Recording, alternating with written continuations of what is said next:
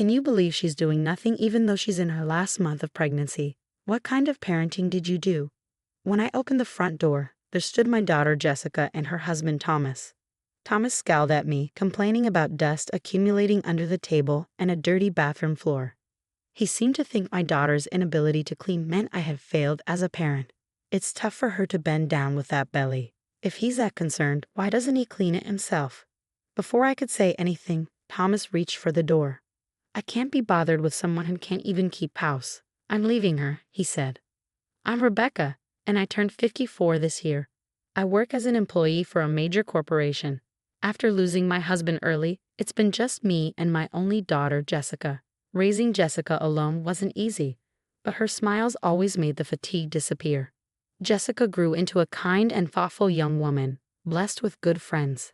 However, she was clueless in romantic relationships and struggled to find a boyfriend.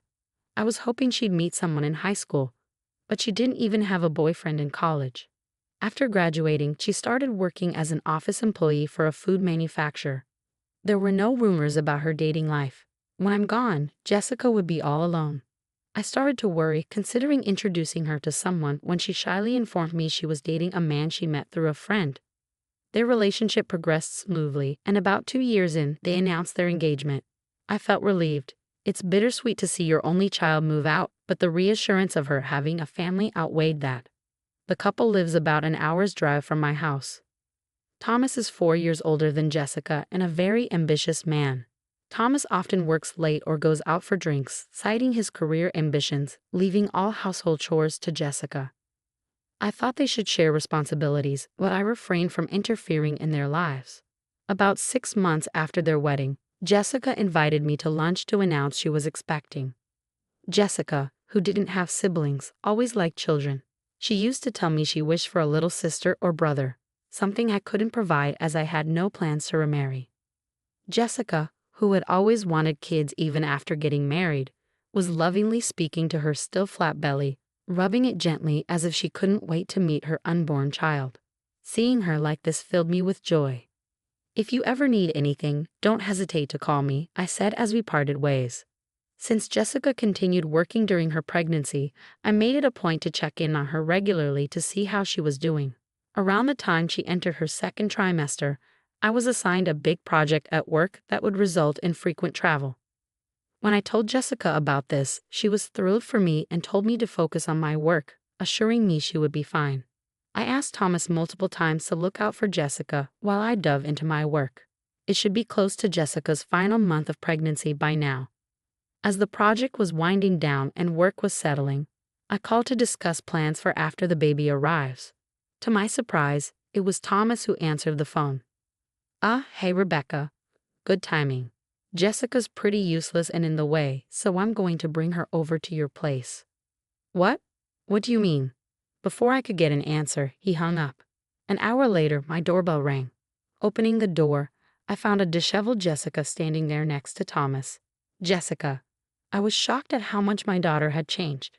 She didn't even have the strength to smile. Dark circles under her eyes, her hair, nails, and skin all dry. She looked nothing like a woman in her 20s.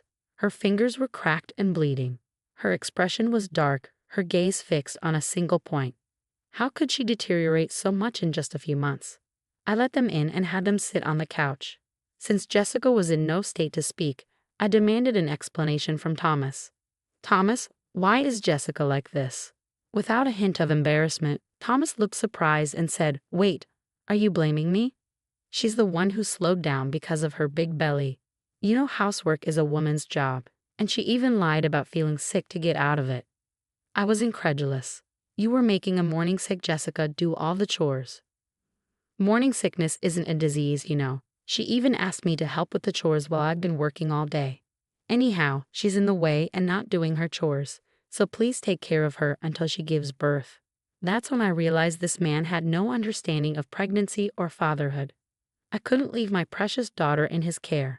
I'll take her in. I can't trust you to care for her, I told Thomas. He retorted, Look, if your daughter is such a mess, it's because you failed to raise her properly. With no father around, she doesn't even know how to treat her husband. I'm the one suffering here. Once the baby's born, come pick it up. Meanwhile, Please re-educate your daughter, Rebecca. Before Thomas left, he stated he wanted me to fix my daughter's upbringing by the time the baby came. Then he just left Jessica and walked away. The nerve of that man. I deeply regretted letting Jessica marry him.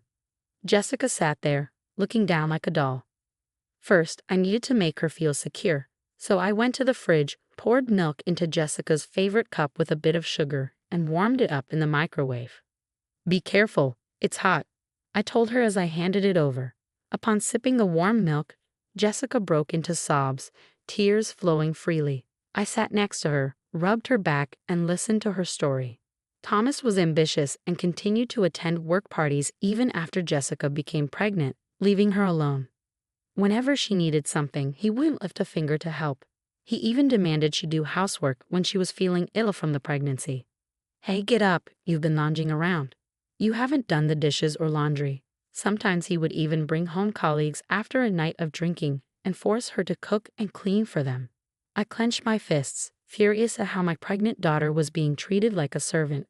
Jessica told me she didn't want to jeopardize my career, so she endured it.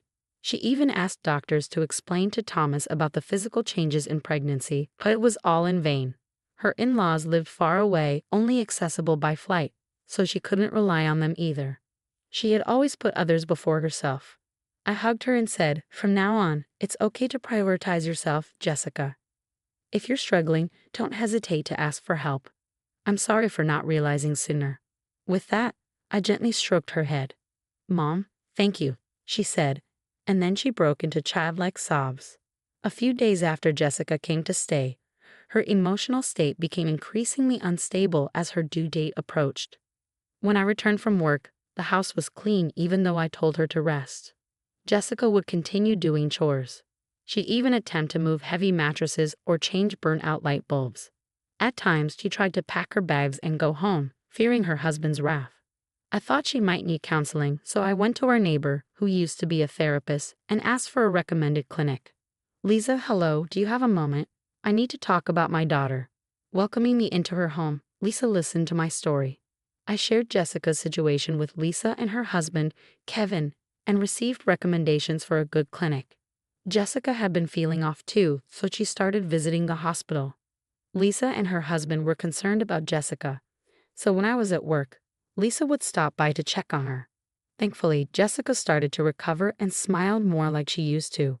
When the due date came, I took Jessica to the hospital as her contractions began.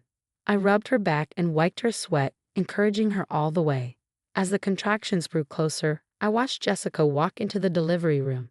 I sat in a chair, restless and eager, until I heard the baby's cries. A nurse informed me that both mother and child were healthy, a relief to hear. When I went to see them, Jessica was holding our sleeping baby in her arms. I was angry at Thomas, but I still let him know that a healthy baby girl had been born. Immediately entering the hospital room and seeing his newborn, Thomas blurted out, "Yuck, babies look like monkeys, not cute at all. Jessica, you're not even wearing makeup and just lying in bed. You're so lazy. Put some effort into how you look, you're a woman." Just as I was about to return, the nurses and doctors who heard him lost their temper. They surrounded Thomas, shouting, "Are you even a husband? Your wife just gave birth, risking her life, and she's exhausted. Can't you say something nice?" But Thomas, visibly irritated, shot back, "Shut up. My mom was working even right after giving birth. This is clearly laziness. I'd never heard of a woman working immediately after childbirth, and there's no way he could remember that. Something must have twisted his memory. It makes sense he wouldn't know, given he's never shown interest in pregnancy or childbirth." Thomas stormed out and didn't even show up on Jessica's discharge day. No signs of him coming to pick her up. Concerned about sending Jessica back to him, I told her she could stay with me, but Jessica wanted to go home, saying it was unfair to the child to grow up without a father. Reluctantly, I called Thomas to see if he would pick her up. He replied, "I'm busy with work, so please take care of things there. I don't want to lose sleep because of a crying baby." He hung up right after that. I brought Jessica home, suggesting she stay until she got used to parenting. Thomas hadn't bought any baby essentials, so we went shopping to set up a nurturing environment. Thomas hadn't even thought about a name because he was so focused on his work, so Jessica and I chose one. We named the baby Sarah. Our neighbors, Lisa and her husband, knew the situation and helped with childcare, so Sarah grew up well. About 3 months after Sarah's birth, Thomas showed up without any notice to pick up Jessica and Sarah. "Hey, I'm here to pick you up." "Hurry up, you're always so slow," Thomas yelled from the front door. By this time, Jessica's emotional instability after childbirth had temporarily settled, and she fully understood how terrible Thomas was. Jessica had made up her mind to divorce and had no intention of going back to him.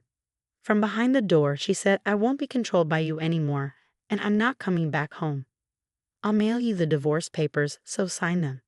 Thomas yelled back, "Are you kidding me? In today's world, a man with a wife and kids is more likely to succeed. What's the point of being married to you if we divorce? I'm never getting divorced." My daughter was furious, thinking that her husband had married and had a child just for the sake of career advancement. But before I could yell back, the door next door opened. Hearing Thomas's loud voice, our neighbors Lisa and her husband, Kevin, stepped out of their home. Thomas, who glanced at Lisa, paled instantly when her husband, Kevin, appeared. "Boss, what are you doing here?" Stunned, Thomas watched Lisa and Kevin approach. It turns out Kevin was Thomas's supervisor. Kevin, also surprised, said, "So you're Jessica's husband? To think a terrible man like you, who neglected his child for 3 months, turns out to be you. You lack empathy, and I can't trust my team to someone like you. I'll let the CEO know as well. But consider your promotion canceled," Kevin sternly whispered to Thomas. "Please, Kevin, reconsider," Thomas pleaded, clinging to Kevin with tears in his eyes. "You have nothing more to say to me. You don't even want to listen. You only ever cared about your work." Kevin cut him off, not allowing any further comments. "What was all my hard work for?" Thomas dropped to his knees, deflated. Kevin is known in the neighborhood and at work as a family man, and he couldn't tolerate Thomas treating his family like tools. Apparently, Thomas had been putting on a good face at work for the sake of a promotion. Thomas went home quietly that day, but once at the office, he pestered colleagues and subordinates, saying, "Hey, you ate at my place, right? Could you put in a good word for me with the boss for a promotion?" When no one complied, he went straight to the CEO. "Sir, I've worked hard for this company every day. My sales numbers are consistently high.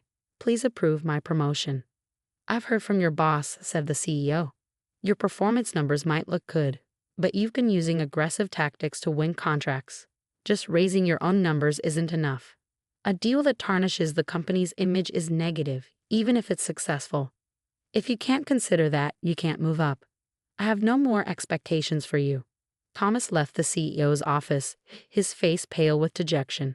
The CEO of Thomas's company is occasionally on TV and is well known as a man of integrity. He made his judgment based on more than just the boss's reports. Thomas probably got the message after that. Thomas lost his motivation for work. His constant mistakes became a burden, and he was transferred to a regional department with hardly any work. At least he wasn't fired. After his transfer was settled, Thomas repeatedly came to our house, saying, "Jessica, it was my fault. I want another chance. I want to see Sarah. I'm her father, right?" Both Jessica and I ignored Thomas.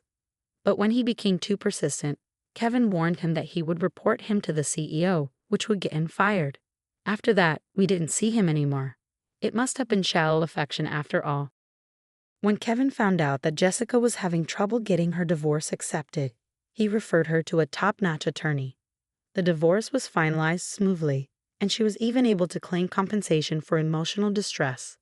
Thomas got transferred and seemed to be living a quiet, lonely life in a rural area. I heard this from Kevin. He said the last time Thomas came into the office, he looked unrecognizable. His shirt and suit were wrinkled, he'd grown a beard, and he had lost a lot of weight. In the small town Thomas moved to, you can't easily visit a dry cleaner or a convenience store without a car. Whether he's trying to save on gas or just can't be bothered, if he doesn't use these services, he'll have to fend for himself. Thomas never lifted a finger to help with housework, always saying it was a woman's work, so he probably doesn't know how to do anything for himself. He should regret treating Jessica like a servant when he's there all alone. Maybe Thomas thinks he has lost everything since the divorce and losing custody. He even started to forget the child support payments he promised to make to Sarah. If Jessica calls to remind him, He'd apparently tells her how hard his life is, almost in tears. I advised Jessica to inform her lawyer, and as soon as she requested the child support through legal channels, it got paid. So far, we've heard nothing from Thomas about wanting to see Sarah. If Sarah wants to, we'll reach out, but Jessica and I agreed that we would pour lots of love into raising her into a fine adult, even without a father around.